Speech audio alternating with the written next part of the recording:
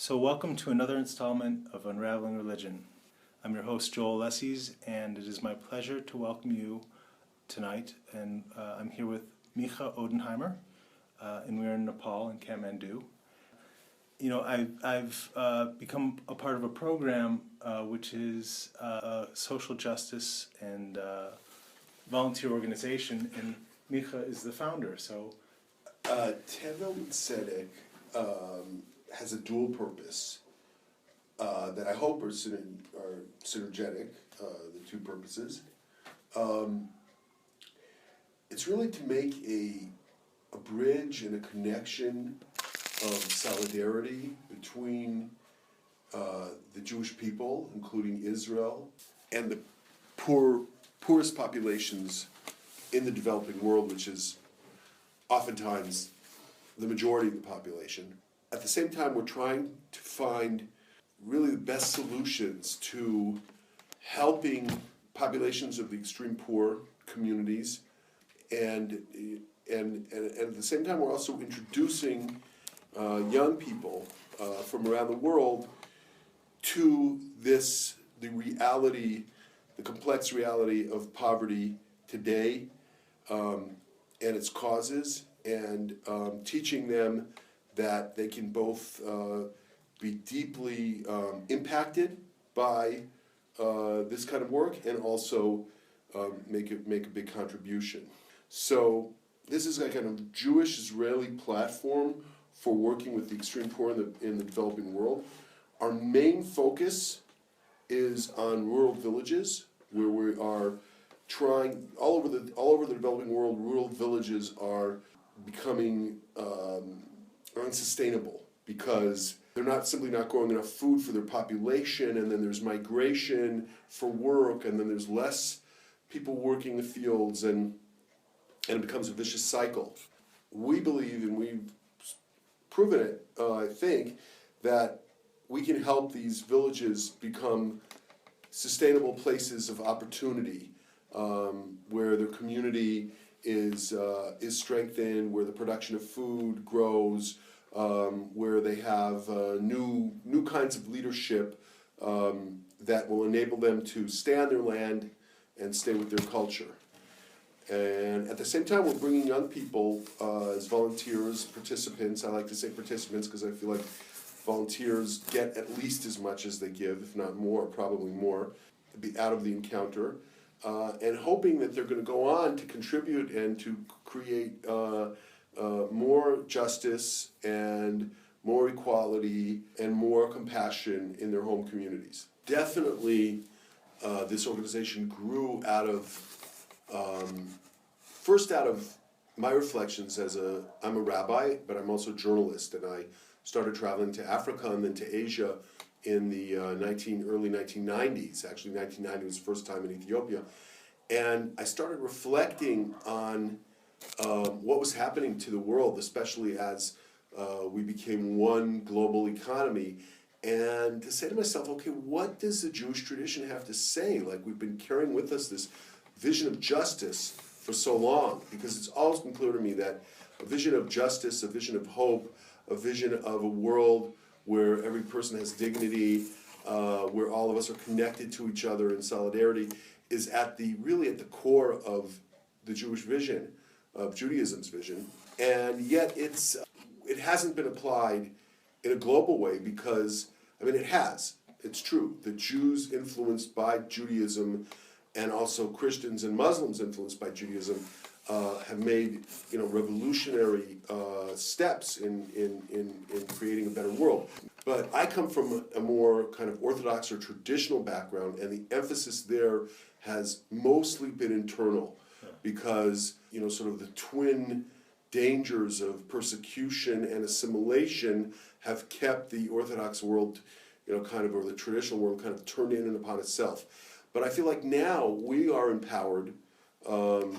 Yes, we still face many dangers and so on and so forth, but we're also at the center of technology and economics and culture. So what do we have to say? And I feel like now is the time that we have to say that. So that led me to a search for how to in a more concrete way, bring the Jewish tradition to an engagement with the global world. It seems to me that within the Jewish teachings that the idea of tikkun olam is the kind of overarching impetus for this. I was wondering if you could talk a little bit about that. So, yeah, I mean, tikkun olam, it's kind of become a catchword. Yes, I think very much that there's this the deep belief in Judaism that the world was left kind of unfinished in order to make man a partner. Yeah. And through man make all of creation, or through humanity make all of creation a partner in the fixing of the world. Of course, the other side of that is that human beings also have a tremendous potential to be destructive too. But there is this abiding belief that human beings can be transformed. Their hearts can be transformed, and that they can really make a better world, and also that their efforts will not be in vain, because they're not, in Judaism we don't exactly believe in karma. Of course we do believe in, that you're punished for bad and rewarded for good, but good acts and good deeds, sort of can create a fixing, a repair that will be able to hold light that's far, far greater than we might have imagined. Really, the changes are not always incremental. They're like gifts where there was really a deep transformation. So this belief in the possibility of transformation is for me at the root of this idea of tikkun olam, fixing the world. Yeah. I'm curious about this, and I think other people would be too. What was the developmental stages for you, both spiritually and practically, to come to this point? Well, when I grew up, my mother came from a very Orthodox family. I remember there was like a time, I grew up in Los Angeles, in the Orthodox community in Los Angeles. So it was interesting because there were, at that time, now there are thousands and thousands of Orthodox Jews, but at that time when I was growing up, there was only about 1,000 Orthodox Jews in all of Los Angeles. And so it was like living in a small town within a big city. Yeah. I mean, we didn't all live together. We lived in a number of different parts of the city, but still, we all knew each other. But the thing was that my mother, even though, I remember a time when we weren't allowed to eat ice cream because suddenly the community had become more stringent about dietary laws and so on, and there was no kosher ice cream. It might have used gelatin or something that came from an animal product or whatever.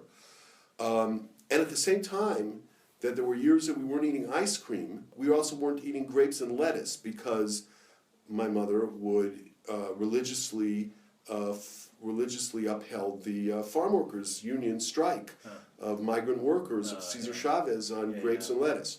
So for me, it was always very clear that that my Jewish identity meant that we identify with the poor, the marginalized politically, and that was just something that was Jewish. That was just a part of Jewishness.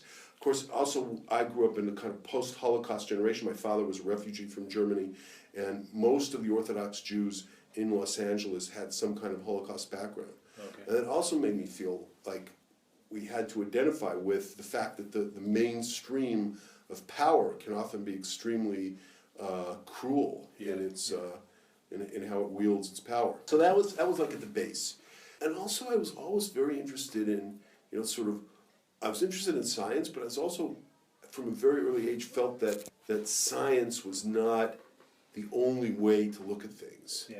So I was interested in non-Western ways of looking at the world, whether it was, Carlos Castaneda or Chinese Zen monks or whatever it was. Yeah. And eventually I went in and out of also being very Orthodox. Sure.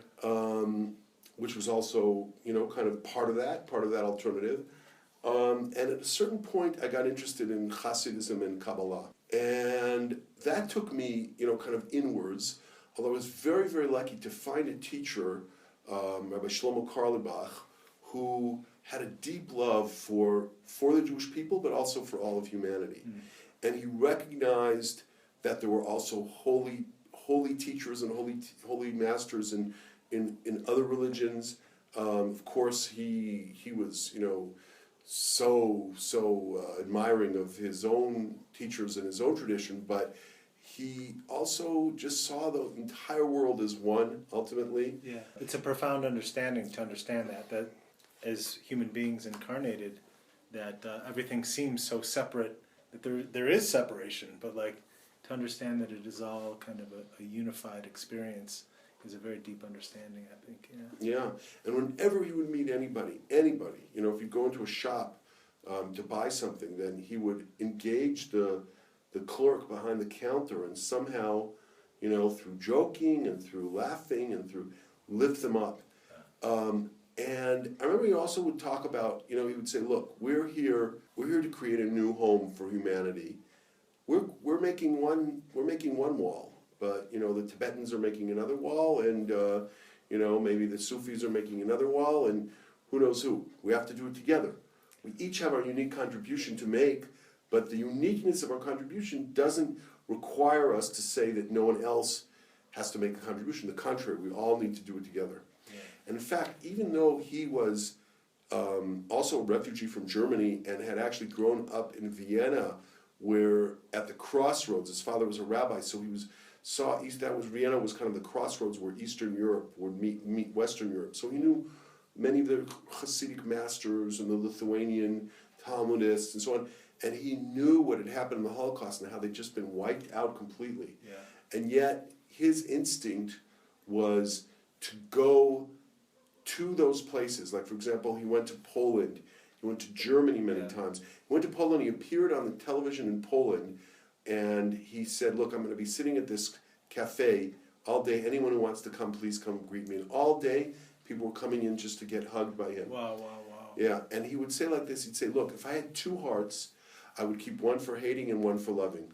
But I only have one heart, so I have to keep it, what can I do? I have to keep it clean from hatred. Yeah. So he was a very deep inspiration. How did you guys meet? Like, how did that resonance take place? What happened with that? Like, Shlomo was super, super famous in the Orthodox world. He was like a, huge celebrity because he sort of single-handedly revitalized Jewish music. He was also a musical genius. And also because he was kind of a rebel in a sense. He was slated to become like a great, Rosh Yeshiva, the head of an academy, maybe one of the great ones of the generation. And instead he chose to leave that Lithuanian Talmudic world, go into the Hasidic world, and then finally leave the Hasidic world, the sort of official Hasidic world, and go out to Haight-Ashbury, because he said there's so many, young Jews out there and young people in general that need a message of hope, need a message of love, need a message of spirituality. So he opened something called the House of Love and Prayer.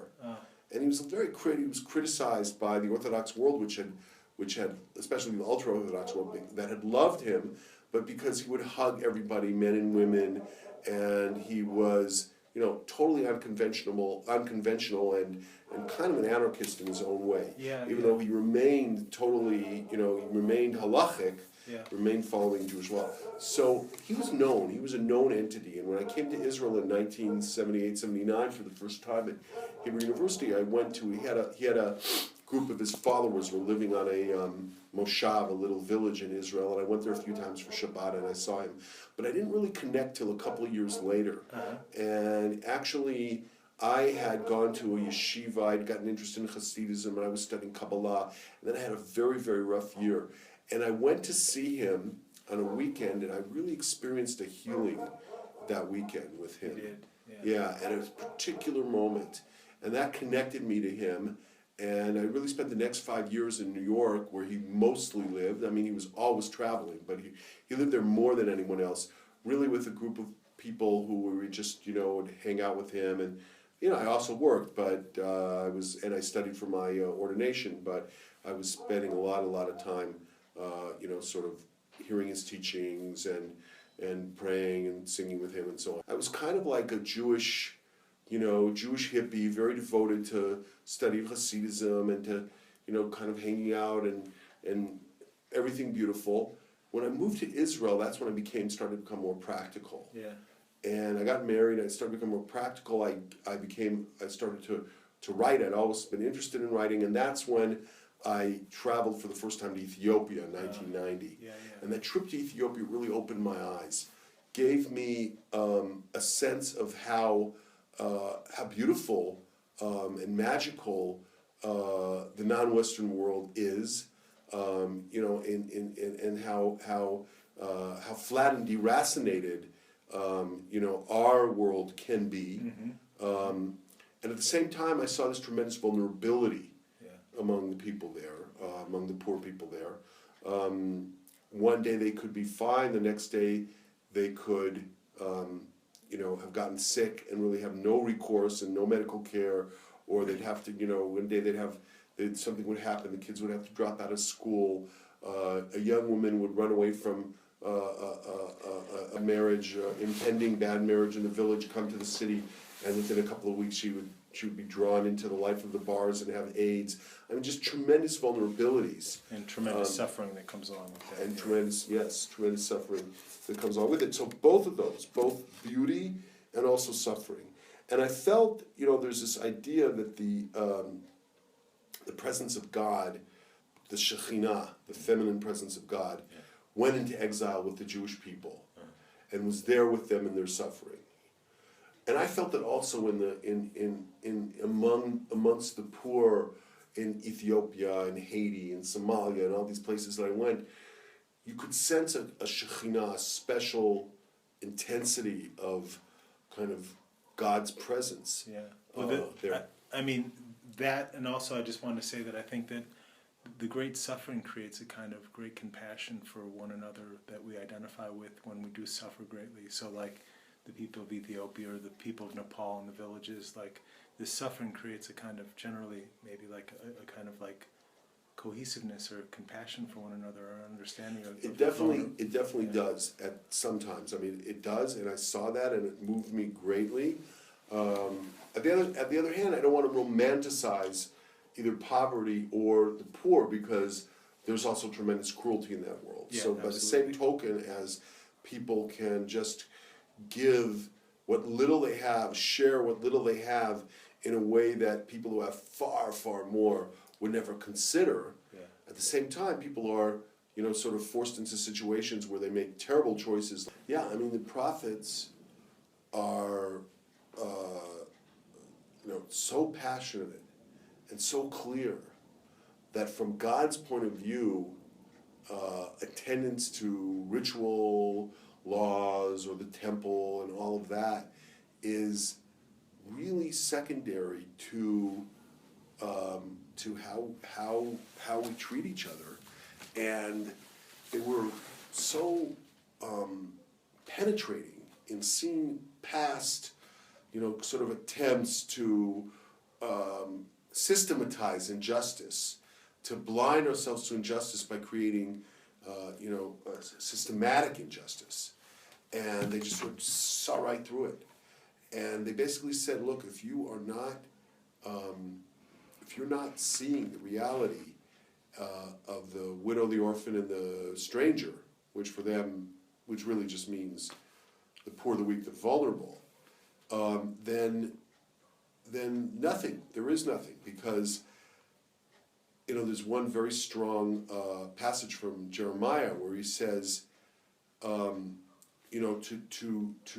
bring justice to the poor, the weak, the vulnerable, the widow, the orphan, the stranger, that is to know me. God says, that is to know me. To know me is to do that. They're the very one and the very, very same thing.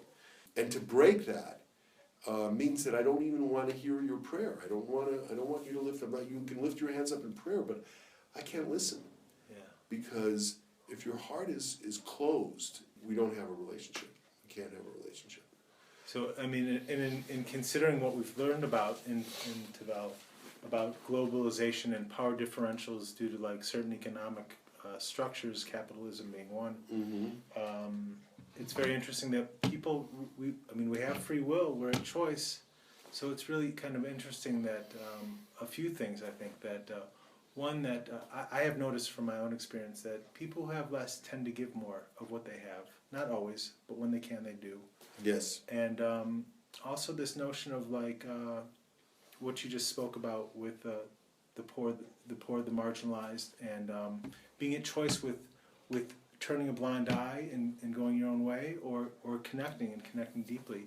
And it seems like a massive choice, but also like a massive opportunity to connect really a tremendous mitzvah to do this, to like really look and see clearly, like, and if I could just say quickly that one of the things that I noticed in the United States after being here in Nepal only a short time is that there's a tremendous disconnect.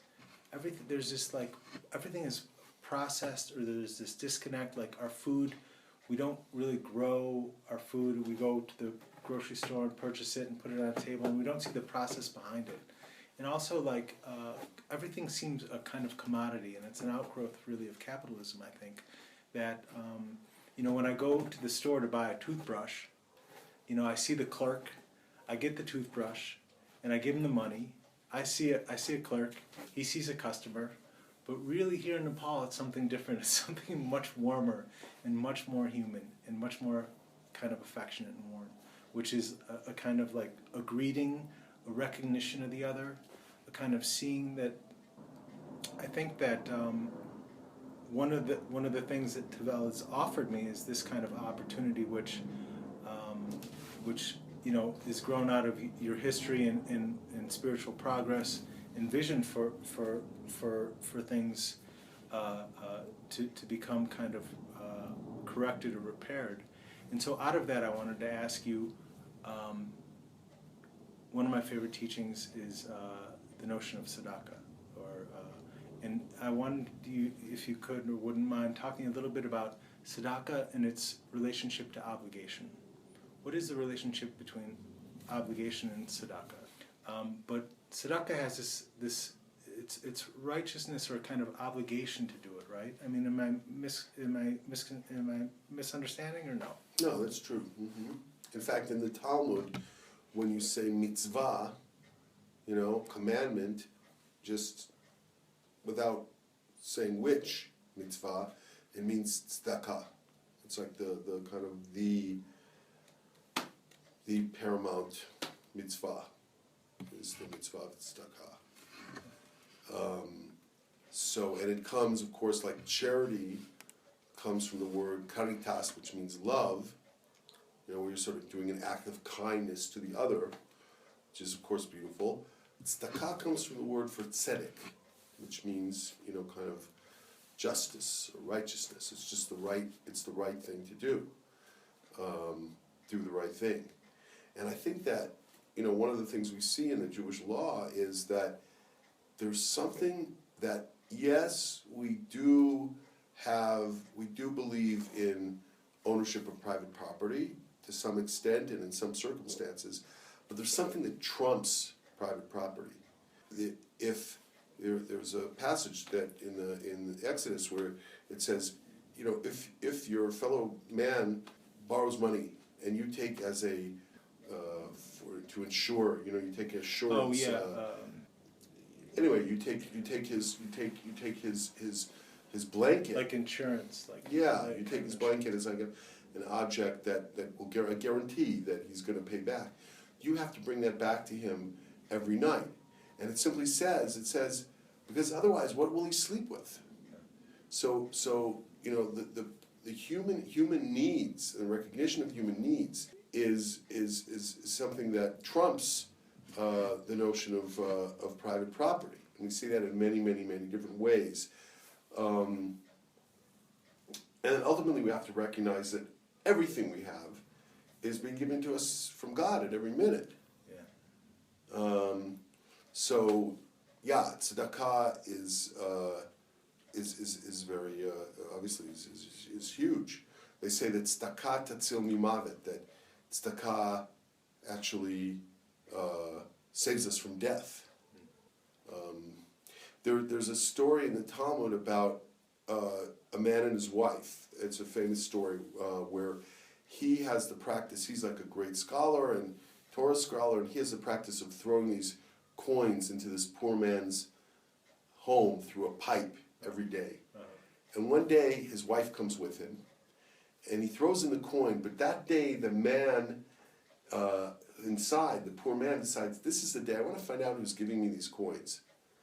But Mar Okva, the man who's giving the coins, he wants to give anonymously because he believes that's the highest path, is to give anonymously.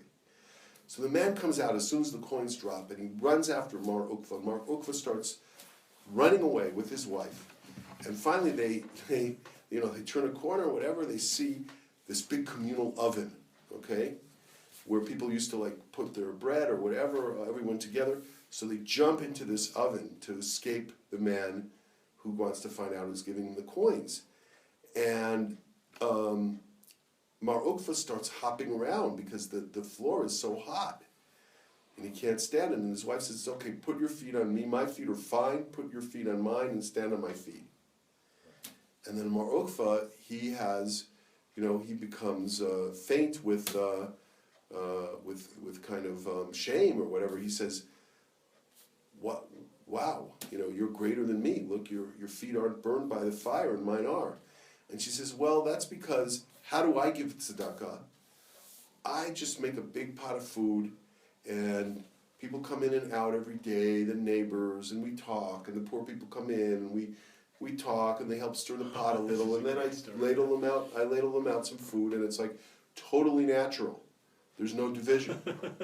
So in that sense, her body becomes, because she's close to other people, it's like her body itself becomes, it goes all the way down to the body. Where his idea is more abstract. So I think that's what I'd like to see, a world where this kind of solidarity between people is just taken for granted.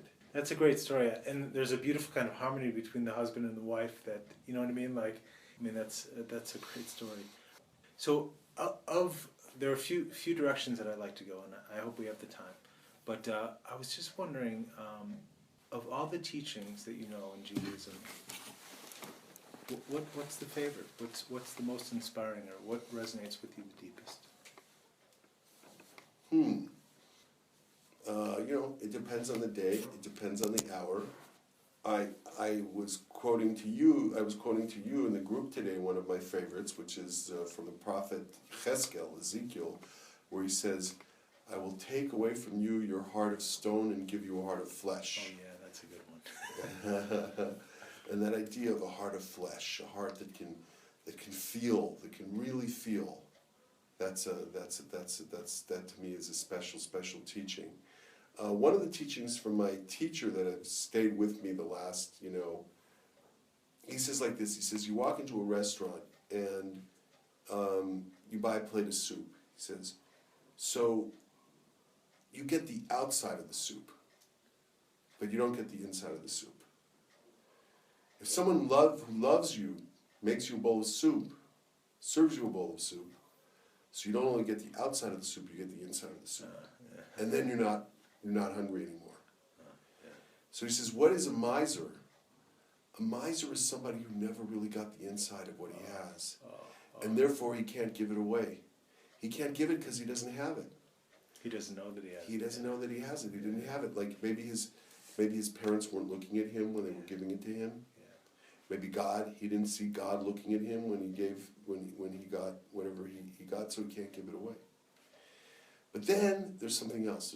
There's, that Shlomo says that, is quoting, I think, the original Rebbe, there are things also that you can't give away. What can't you give away? He says, imagine I give a wedding ring to my wife,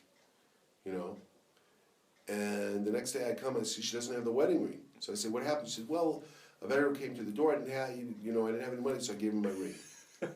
He says, not so good, right? Right. Because there are certain things that they're always being given. Like if they have a deep, deep significance to them, then it's like they're always in the process of being given. Yeah. So you can't give them away. Yeah. So also he says, what about your breath? You can't give away your breath. You see someone dying, they say, hey, give me some breath. Can I really give him my breath? I can't give him my breath because God is giving that to me every second. Yeah. But then there's a level that you can give away your breath. You know, there's a story of Elijah, the prophet, who lies down over the dead boy and breathes life into him again. That we can give away even what we're always being given. And that's like a higher level. And that ability of people to revive each other. Oh, yeah. You know?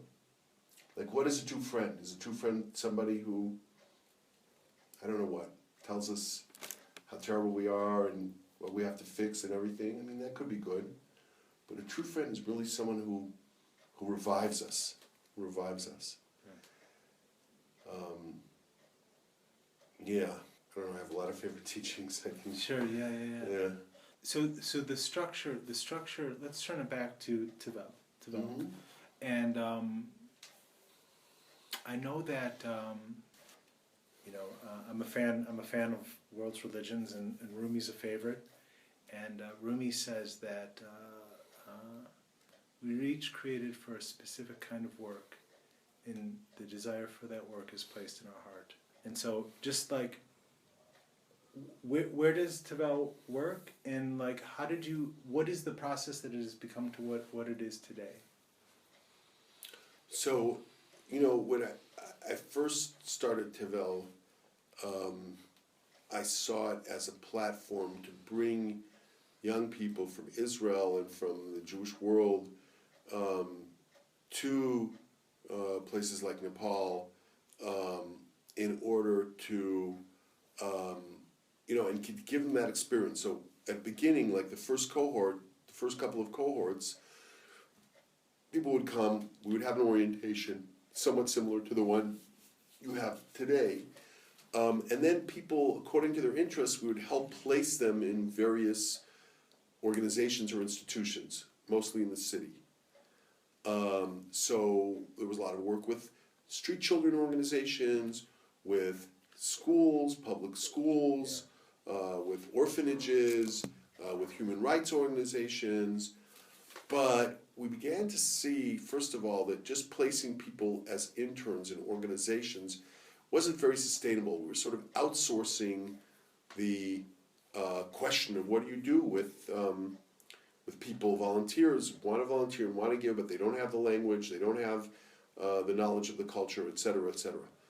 And we began to realize also that the work in the city was hugely important, but there was also much of the problems that exist in the city originated in the village. Mm. If it was street children, oftentimes they'd run away from the village. If it was trafficked women, they'd been trafficked from the villages because the villages were so poor. If it was poverty in the slums, migrants who came from the villages.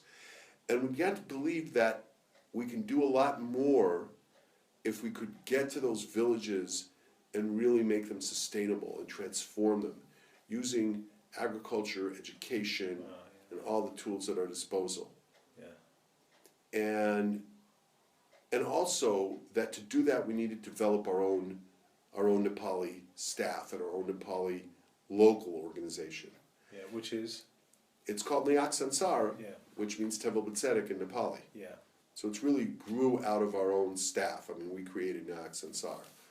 And did you want, because there's just a recent shift, right? We've become an INGO, or?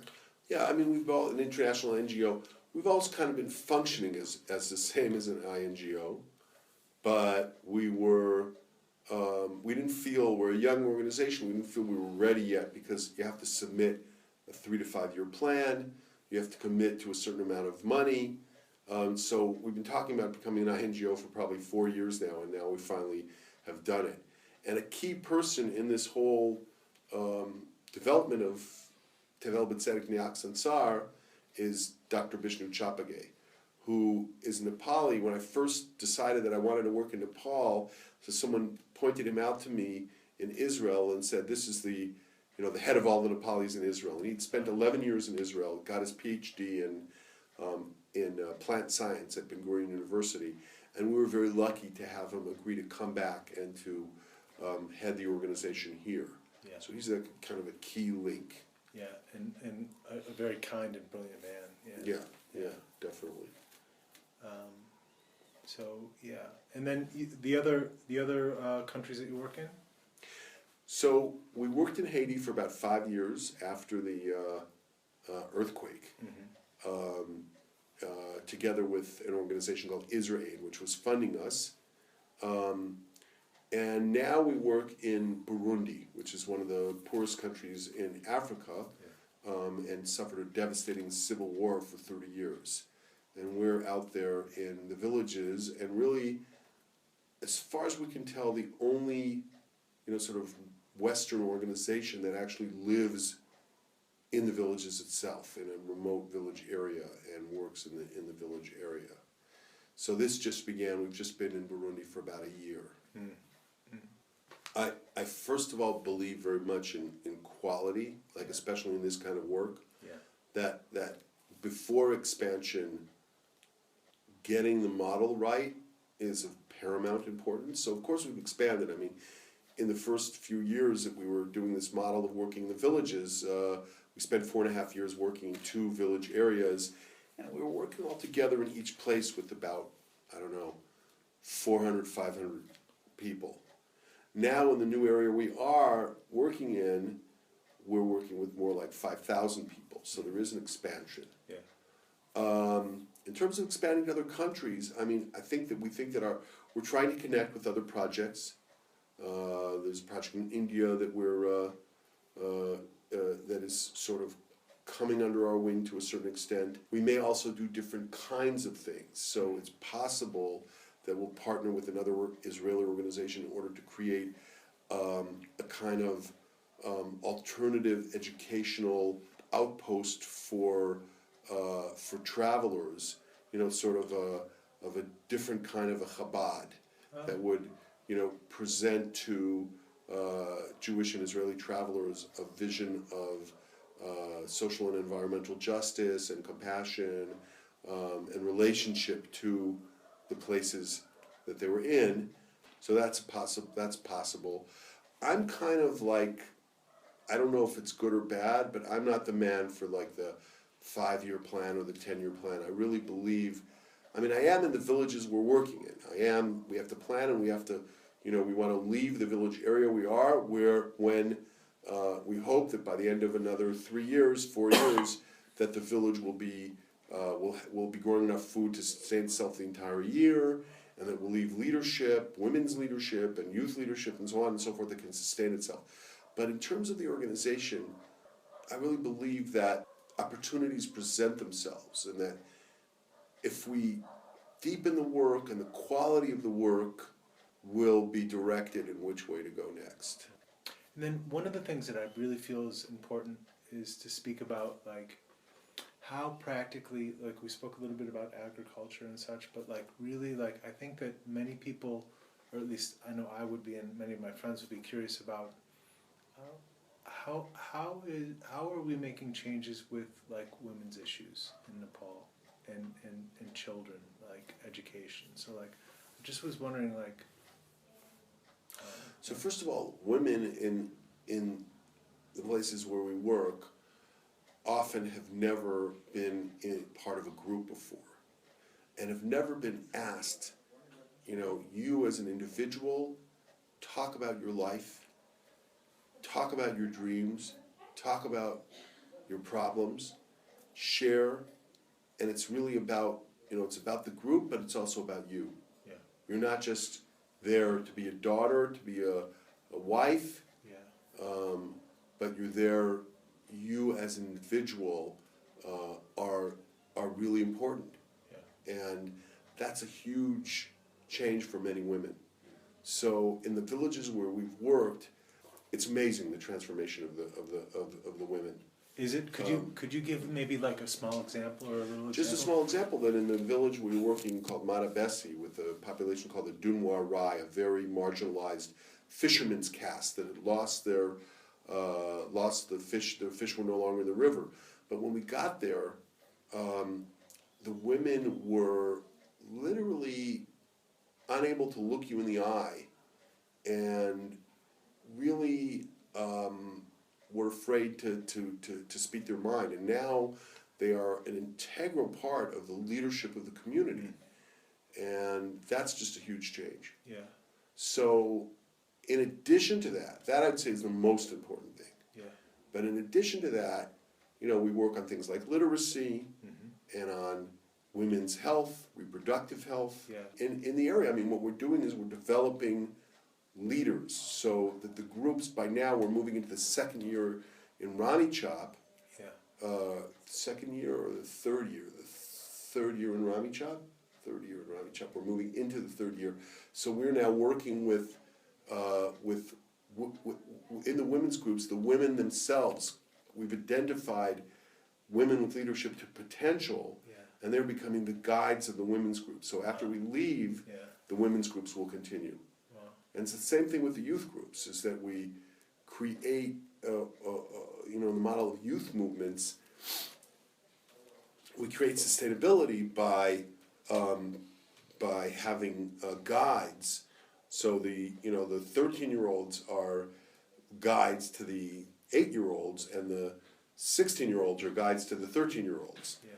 And we have a program where, here in Nepal, school is free, relatively free, up through the 10th grade. Yeah. But 11th and 12th is not free. So we give scholarships to people who are committed to being guides and staying in the movement. Yeah. So and to unleash this power of youth.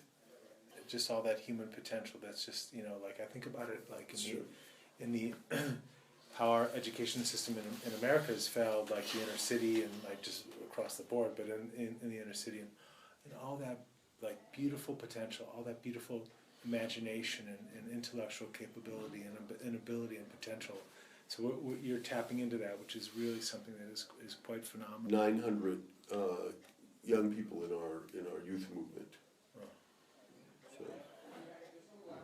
And then, in speaking about that, could we talk a little bit about? I know we had lectures on it, but I think maybe like a little bit about what is empowerment and how does Tevel work with empowering people? Like empowerment is, I think, the recognition of the relationship between the individual and his community, in the sense that when the individual recognizes that he's part of a community that will support and accept him, and at the same time that community is the place where he can express his unique gift, his unique point of view and his unique gift, that I think is the key to empowerment.